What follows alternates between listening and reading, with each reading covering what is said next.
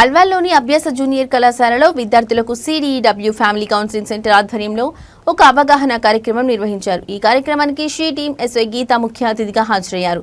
ఈ సందర్భంగా ఎస్వై గీత విద్యార్థులకు ముఖ్యమైన సూచనలు చేశారు.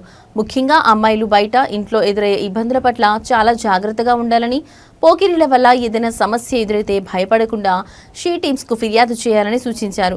అబ్బాయిల మాయమాటలు విని మోసపోకుండా జాగ్రత్తగా ఉండాలని కూడా ఆమె హెచ్చరించారు. అబ్బాయిలు కూడా డ్రగ్స్, గంజాయి వంటి చెడు వ్యసనాలకు దూరంగా ఉండాలని, లేని పక్షంలో కఠిన శిక్షలకు గురవుతారని తెలిపారు.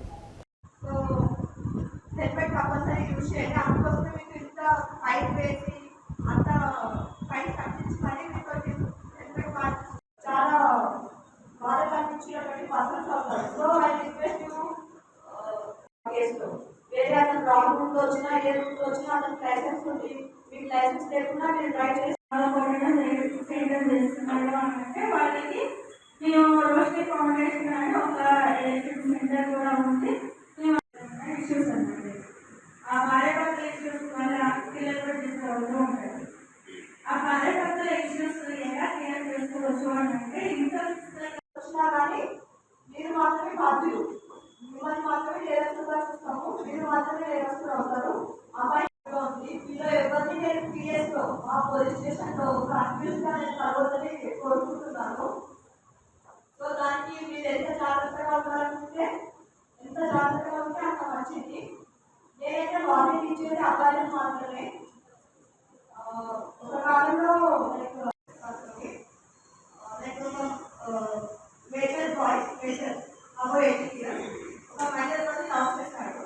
లవ్ చేసి ఆ అమ్మాయికి నన్ను ఇంట్లో పెళ్లి చేద్దాం అనుకుంటున్నారు, నన్ను తీసుకెళ్ళి వెళ్ళిపోతాను, పెళ్లి చేసుకున్నామని తీసుకొని వెళ్ళిపోతాను అబ్బాయి. ఫైనల్ గా ఇప్పుడు వాళ్ళు పెళ్లి చేసుకుంటారు, అంత జరిగిపోతుంది. ఆఫ్టర్ దట్ అబ్బాయి దొరకడు, ఏదో చూసినా దొరుకుతుంది. ఎన్ని రోజులు మీరు ఎక్కడ రాకపోయినా, మీరు అవుట్ ఆఫ్ స్టేట్ వెళ్ళిపోయినా కానీ అది దొరుకుతుంది. మొత్తం ఇండియా రాకపోయి వెళ్ళిపోయినా కానీ అనిపిస్తున్నా అట్లే ఉండదు, అట్లా అనుకోవాలి. ఎప్పుడు ట్రాక్ అయిపోతారో తెలియదు. మీకు తెలియకుండానే ట్రాక్లో పడిపోతారు, మీకు తెలియకుండానే మీరు ఏదేదో పని చేసేస్తారు. లాస్ట్కి మీరు చేరుకోవాల్సిన అబ్బాయిలే, వాళ్ళు ఏం చేసినా లాస్ట్కి చేరుకోవాల్సిన అబ్బాయి. Thanks thanks. సో ఈ గ్యాదరింగ్ అయ్యి అంతా బయట అంతా గ్యాదరింగ్ చేస్తూ ఉంటారు కదా, దాంట్లో ఎవరికో ఒకరికి డ్రగ్స్ అలవాటు ఉంటుంది. చేస్తున్నాడు అంటే వాళ్ళకి మేము రోషనీ ఫౌండేషన్ అని ఒక ఎలక్ట్రిక్ సెంటర్ కూడా ఉంది. మేము అక్కడికి కన్సల్ట్ చేస్తాము. ఇష్యూస్ అన్నది ఆ భార్యాభర్తల ఇష్యూస్ వల్ల పిల్లలు కూడా డిస్టర్బ్ అవుతూ ఉంటారు. ఆ భార్యాభర్తల ఇష్యూస్ ఎలా క్లియర్ చేసుకోవచ్చు అని అంటే ఇంట్లో కానీ మెంటల్గా కానీ ఎకనామికల్గా కానీ.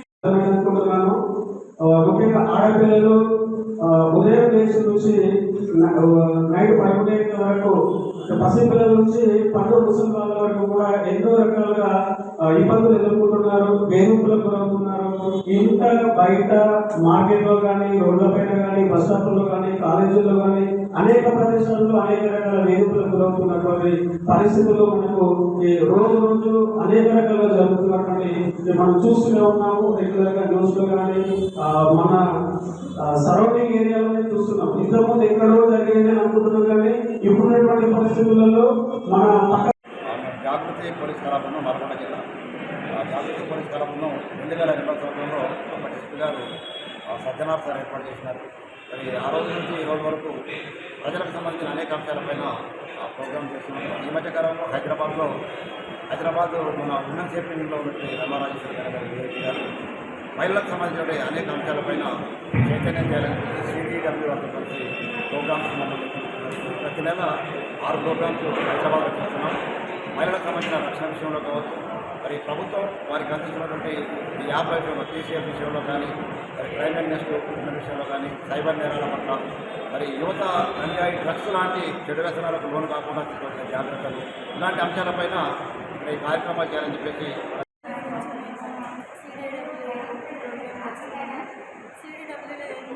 ఫ్యామిలీ ఇష్యూస్, ఉమెన్ సంబంధించిన ఇష్యూస్ ఏదైతే ఉన్నాయో అది ఫ్యామిలీ కౌన్సిలింగ్ సెంటర్లో ఇష్యూస్ క్లియర్ అవుతాయి.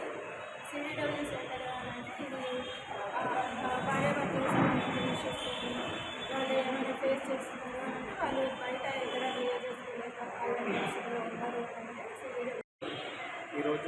శ్రీ అభ్యాస జూనియర్ కాలేజ్ భూవాల్లో చదువుతున్నటువంటి విద్యార్థులందరికీ కూడా తాము ఎదుర్కొంటున్నటువంటి నిత్య సమస్యలు ఏవైతే ఉన్నాయో వాటికి పైన అవగాహన కల్పించడానికి సిడిఈడబ్ల్యూ వాళ్ళు మరియు షీటీం వాళ్ళు వచ్చే పిల్లలకు అవగాహన కల్పించడానికి ముందుకు రావడం అనేటువంటిది జరిగింది. కార్యక్రమంలో భాగంగా సిడిఈడబ్ల్యూ వాళ్ళు, దాంతోపాటు షీటీం వాళ్ళు, మీడియా అన్న వాళ్ళు కూడా పాల్గొని మా కాలేజీలో చదువుతున్నటువంటి విద్యార్థులందరికీ కూడా ముఖ్యంగా అమ్మాయిలు ఎవరైతే ఉన్నారో ఆడపిల్లలు తాము ఎదుర్కొంటున్నటువంటి ఏవైతే వేధింపులు కానీ ఇంకా ఇతర సమస్యలు ఏవైతే ఉన్నాయో ఇంటి నుంచి బయటకెళ్ళి నుంచి ఇంటికి వెళ్ళే వరకు కూడా వివిధ ప్రాంతాల్లో వాళ్ళు ఎదుర్కొంటున్న సమస్యలను వేధింపులు కానీ ఇంకా ఇతర సమస్యల పట్ల ఏ విధంగా వాళ్ళు వాటిని అధిగమించాలి, ఏ విధంగా వాళ్ళలో అభద్రతా భావం అనేటటువంటిది పోగొట్టి వాళ్ళకి ధైర్యాన్ని నింపాలని